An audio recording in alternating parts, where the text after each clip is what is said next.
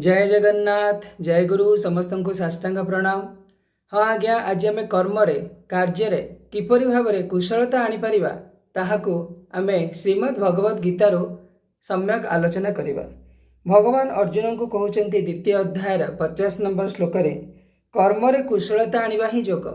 हाँ आज्ञा, प्रत्येक कर्म आमे किपरि कुशली होई परिबा ताहाकू ही योग कहा जाए। मु जोठी मो मन सेठी आ मन देकी काम करिवे। आजिकल लोक मैंने भावुं मुंड तलुक कर गोड़ को उपरकू करवा हूँ योग। ताहा योगर एक आसन हो पारे, किंतु भगवान ये कहते कर्म कुशलता आनिबा। किंतु किपरि आनिबा?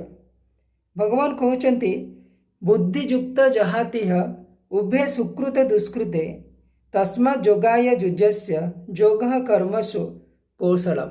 भगवान कहते कर्म कुशलता आनिबा, किंतु किपरि आनिबा?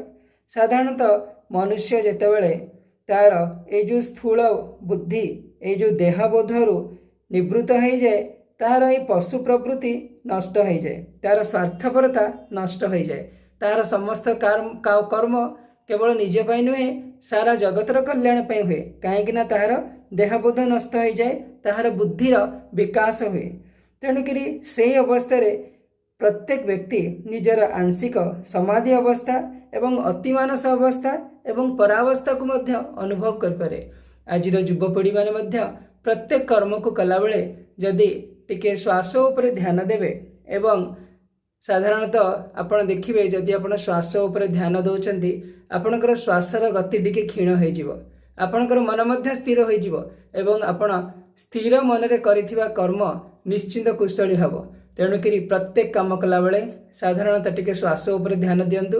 यह हूँ स्वाभाविक कुंभक। तेणुक जितेबाला आप स्वाभाविक कुंभक कार्य करुचंती आपणकर ईश्वर सहित जोड़ी ही रोचंती। कहीं ना ईश्वर आम भितर श्वास माध्यम ही अच्छंती। भगवान आगुरी कहते ईश्वर सर्वभूतानां हृदयेषु अर्जुन तिष्ठति। तेणुक आम ईश्वर सहित युक्त होकर कार्य करवा ताहले निश्चय कर्म सफलता आनिब। प्रत्येक कार्य कला बेले श्वास उपर टिके ध्यान दिंतु, काम टी आरंभ करंतु। जदि मझिरे भूली जाउछंती किछि असुविधा नहीं, पुणी मन पकांतु। देखंतु प्रत्येकटी कर्म कुशल हेबो। एहाको ध्यान देकी अभ्यास करिबा आरंभ करंतु। प्रत्येकटी कर्म आपनको एक अति मानस कर्म आड़कू एक अति मानस चेतना आड़कू टाणी नब। जय जगन्नाथ जय गुरु।